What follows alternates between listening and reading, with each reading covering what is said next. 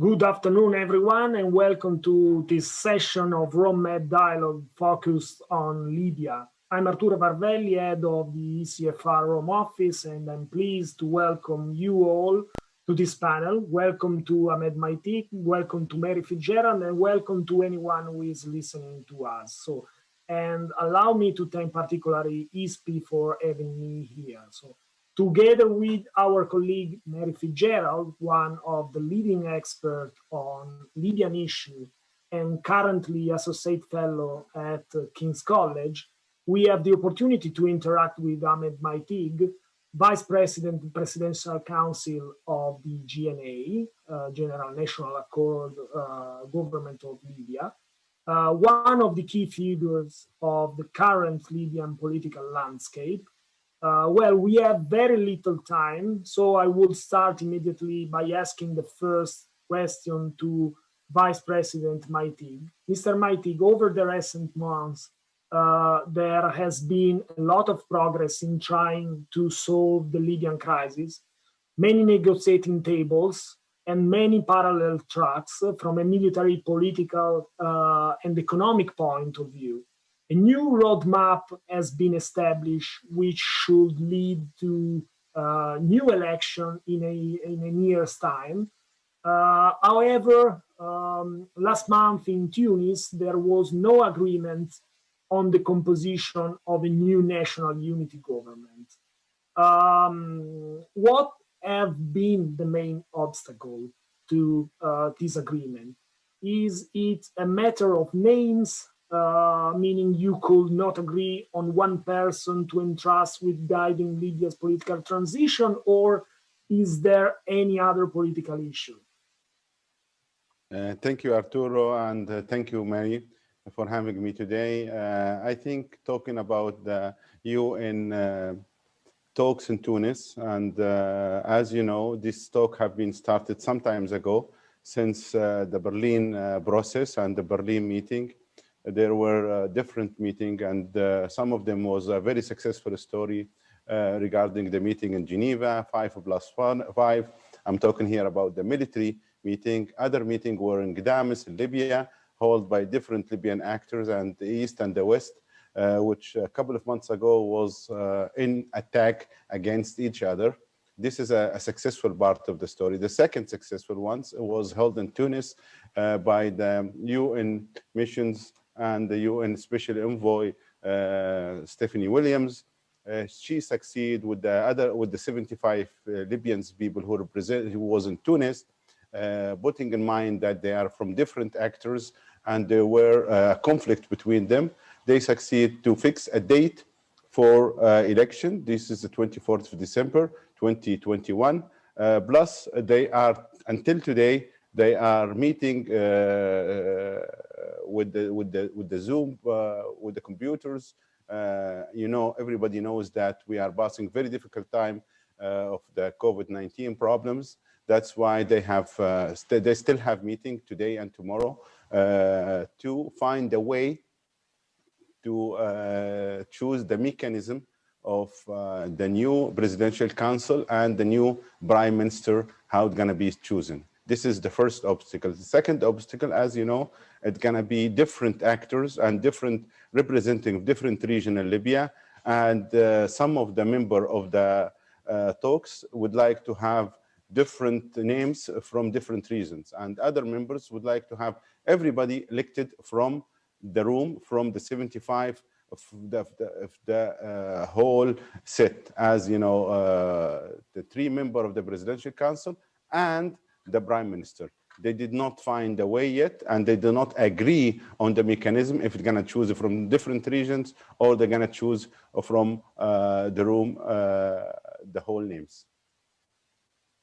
Mr. Maiteeq, in September, you made headlines with news of an agreement with Khalifa Hafter. That agreement caused some controversy. How was it received amongst your colleagues within the GNA? And almost 3 months on, how do you think the agreement has worked out? Has it worked out as you expected? Several people linked that deal with your own personal ambitions. You have indicated indeed that you would like a leading role in any future government. Can you be specific about what kind of role you would like? What are your ambitions?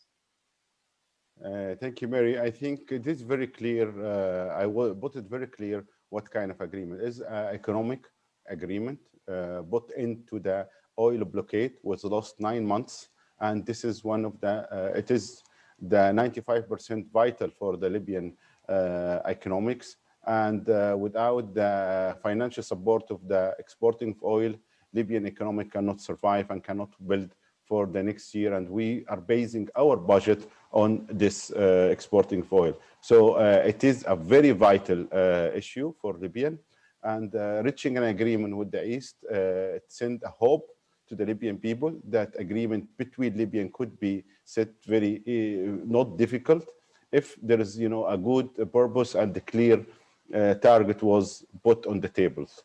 Regarding how this agreement was received from different members of the GNA, as you know, GNA is a form of government put in place after 2 years of delegation on Skirat, and in Morocco we came to national unity government, and national unity government from different actors. Each one of the member of the presidential council have different background and different, you know, political view, and that's why you cannot agree that the whole presidential council and the GNA is having one view in different cases and different scenario. I believe myself, I believe that without reaching an economic agreement with different Libyan partners on the east and other parts of Libya, we cannot go on and proceed for peace and the ceasefire. It is the agreement who pays for the ceasefire and pays the whole UN talks later on. Without reaching an agreement on 18 of last September, we cannot or we couldn't arrive to where we are today from 5+5 and allowing the airplanes and the flight come from the east to the west, opening the channel from different Libyan actors and opening a very open and direct dialogue between Libyans. That's how I see it, and that's how I receive it. Regarding your question about how I see myself on this, well, I'm a member of the Libyan society. And if Libyan choose a member of their society to be a leader or to act on a position, I will be very happy. Thank you, Mr. Maiteeq. You were the architect of this agreement that allowed the reopening of oil wells. What are the foundation of this agreement, and what are the main problems? Because there are some problems. Just last week, the Central Bank of Libya did not collect the oil money, but all incomes went to the Libyan Foreign Bank until the top management finds a transparent solution. And the question is, how do you intend to resolve this issue in a lasting and effective way? As you know, or many people who read this agreement, it's based on 9 points. Most of this point talking about economic reforms and monetary reforms. Most of the problems was based because of the split of the central bank. In Libya today, we have a central bank is the legal and the official one in Tripoli, which is a couple of minutes from my office here, a couple of meters from my office here, and others based on pave, and it is the financial support of the official government or the government of pave. Okay.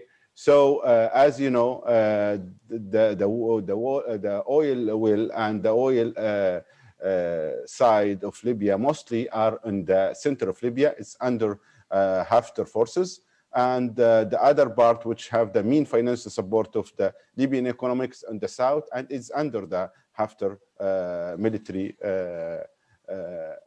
as well. So without reaching an agreement about how we can deal with this income coming from from the oil and from you know, the revenue coming from the oil, we cannot guarantee the continuity of exporting oil. This is one side. The other part of it, as you explained, the problem in the Libyan foreign banks and other problem in the central bank is because there is a split between the two central banks in Libya. And the head of the central bank is not only the governor of central bank, but there is a committee from the central bank, and it's split from the east and the west. Today, we had a meeting this morning with the governor of central bank, with the national oil company, with the auditing bureau, and our minister of finance, and the Mr. Sarraj, the prime minister as well. So we were talking about how we end this blockade and how we continue to guarantee that the flowing of the revenue without causing another blockade of the oil. And this can be guaranteed only by reaching an agreement with the East, how we can do first one budget of the country, uniting the Libyan budget. Second, having one exchange rate. There is a big problem about the exchange rate in Libyan monetary system. There is different exchange rate. There is the official exchange rate of the government, and there is the commercial exchange rate, and there's even third exchange rate. And this is creating uncertainty, and sometimes some people feeling injustice on that. So we have to be very direct and attack the problem itself, which is the exchange rate, and have one exchange rate for government use, government use, commercial use, and personal use. Turning to foreign policy, Mr. Maiteeq, there's been a lot of international attention to the GNA's relationship with Turkey. It's a relationship that has been controversial both inside and outside Libya. Yet Turkey's support for the GNA, whether military support or diplomatic support, has been critical for the GNA. Tell us a little bit more about that relationship as it stands now. What are the main pillars of that relationship, and where do you see that relationship going in future? Well, as you know as well, after we came, the government national court started in December 2015, and 4 months later, we've been attacked by ISIS in Sirte. And at that time, we had received a lot of help from United States, Italy, and other European partner and friends. We are grateful for all this country and their supports during the ISIS problems. And we succeed to catch out ISIS from Sirte, and we save the Mediterranean, and we save our neighbors from north, as Europeans, and our neighbors in North Africa from splitting of this ISIS. Okay, on 4th of April, after the attack of Tripoli, we call for these partners again to help us to support the national government and the legal government of Libya. We send the letters to Italy, to France, to UK, and United States to support the government of Libya, because you know that the government of Libya is under embargo for importing arms and munitions and all support from military equipment. We only find Turkey to stand by us on international side and to support the legal government. And we sign with them an agreement in the daylight, everybody knows. So we have to be very grateful to the people who stand by us on the difficult time. But what are the main pillars of that current relationship, and how do you see that relationship evolving in the future? Well, I think we have to focus more in economic and national interest of Libya.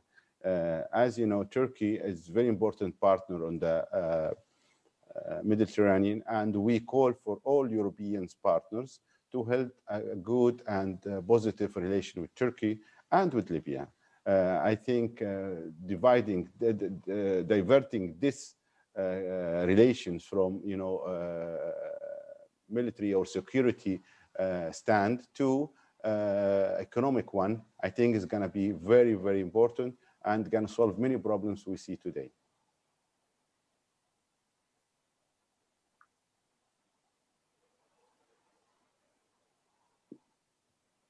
Okay, can you hear me?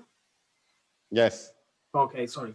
The next question is again on military situation and external forces. So in the last period, you have been very active at the international level, and your relations with Moscow are pretty good. Do you think Turkey and Russia will withdraw their military forces from Libya if a new agreement is found, because this has emerged as one of the critical points in Tunis and in the negotiation in general? Well, as you know, the sovereignty of Libya is above anything. We have to be very clear on this. We don't need any foreign forces in Libya. And at the same time, we need to be sure that anybody in Libya is a part of a positive act in Libya. So I don't think that any solutions will not include that foreign forces have to leave Libya. It can be respected or receive it in a very well manner with the Libyan people. Mr. Maiteeq, the election of Joe Biden could bring about a change in US policy towards the Middle East and North Africa. What are you expecting to see from the Biden administration in terms of US policy towards Libya? Well, there's a lot of problems regarding the new administrations domestically in the United States. And I think that the new administration in the United States will have to face, and they have to face many problems to solve internally in the United States, solving their own problems. I think there's a lot of domestic problems, and within the few months to see, we can see very clearly that they will take care of their own problems within a couple of months at the beginning. But overall, we're looking to very positive roles of the United States on the Mediterranean and Libya, and the stability of the Mediterranean and stability of North Africa. I think it's very vital to United States security as well.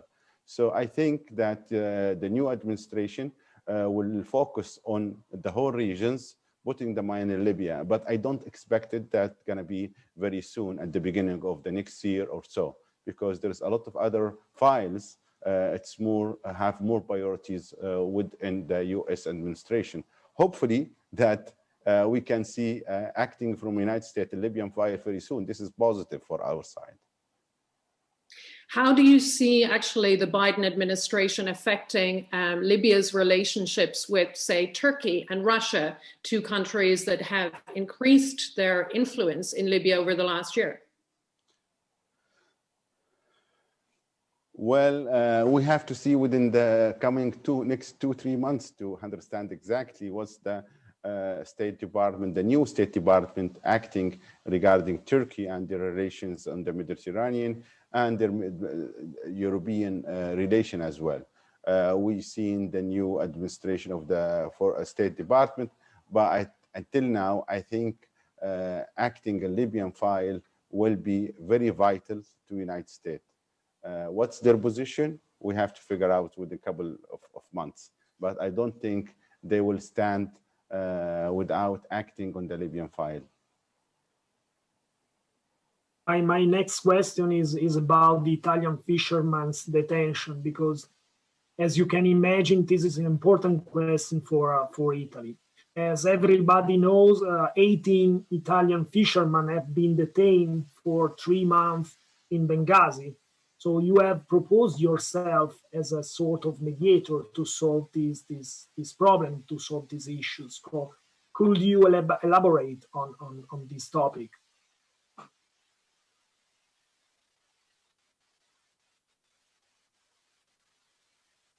Our relation with Italy is very historical relations. And Italy stands by Libya very difficult time. It was one of the only ambassador or embassy was opening during the conflict since the 4th of April 2019 until today, and was reopening again after the conflict in 2014. So our positive and good relation with Italy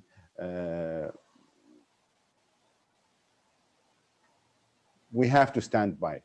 And we know that the fishermen, Italian fishermen, it is very, it's a humanitarian problems, and we want to see them coming back to their home very soon. But at the same time, we have to respect the legal issue on the two countries. they have entered to the Libyan water side illegally. And what's been done in Benghazi is they detain them because they have entered into Libyan soil without any legal issues. So we have to come over these problems, putting in mind there is a lot of legal issues to solve these problems. But I think I can be sure that I can solve these problems very soon with the two sides. Finally, Mr. Maiteeq, you have been Vice President of the Presidential Council since the GNA's inception almost 5 years ago now. Looking back, and we all know there have been a lot of ups and downs, what do you think were the mistakes made by the GNA? And looking back, how would you have done things differently? What would you have done differently? Well, differently, there's two issues. I think focusing on how the BC was constructed in the first place, there's a lot of mistakes. The BC was constructed from different actors, but there is no clear rules for the vice presidents. There is no each one for which. And this is creating a lot of problem internally with the BC itself. Secondly, we had not focused enough on the south of Libya and regarding the municipality and local authorities. We should focus from day one on two issues as I began: economic reform and local governors. This is the issue can solve, in my opinions, 75% of the problem of Libya. Going to local government and economic reform, especially about the exchange rate and up system, our monetary system and banking system as well. What advice then would you give a future government, a future unity government, in terms of this is what we learned, this is what we did wrong, this is what you should do right? Yeah, I think there's mostly we have to create a government that based on what problems of war and conflict to solve the cause of this conflict in Libya. Don't go until and asking or aiming for big projects, big plan. Just focus on the basic needs of the Libyan people today. There is very basic needs of the Libyan people. Plus, there is a lot of reforms that should be made within the Libyan system. As you know, Libya was a one-man show for 42 years. And since then, 2011, today, there is no reform on that system. So changing a whole system in one day or one night is difficult. So you have to go slowly and try to change a very basic service to the people, plus changing the whole system from one government to a local authority and governor of municipality, and different regions have their own way of solving their problems. In August and September, we saw protests right across Libya. In fact, many people said they were the largest nationwide protests we've seen in Libya since 2011. What those protests had in common, they had very different contexts depending on local particularities in the east, in the south, and the west. But the common thread in those protests was unhappiness, a grievance over what is perceived to be endemic corruption in Libya. How seriously did the GNA take those protests, and what has it done since then to tackle those grievances? We have facing many difficult problems during our 5 years. We had 2 years of this 5 years at continuing attacks in Tripoli, okay? And other 1 year fighting ISIS and CERT. And 1 year there's different problems of militia attack in Tripoli. So the actually governor time of the GNA in Libya is less than 1 year. Otherwise, the other 4 years is the whole conflict and ending problems and war. Many of them is not a Libyan war, it's more international war like the ISIS one, okay? So the reality is that we had only a very limited time to base on how to change institution, change the systems, improving the life of Libyans regarding the water supplies, regarding the electricity, regarding the money liquidity problems. All of these problems, what daily needs of the Libyan people. So if we ensure that there is no another conflict in Libya, another war in Libya, any government in Libya could improve a lot of this basic need of the Libyan people. This is exactly what we need. We need to ensure that there is no another military attack on different cities, not only in Tripoli or government, but different parts of Libya. Once we ensure that, any government can have enough time to work and enough a plan to work on it. Ahmed Maiteeq, Vice President of the Presidential Council of Libya's Government of National Accord, thank you very much for joining us. Thank you. Thank you.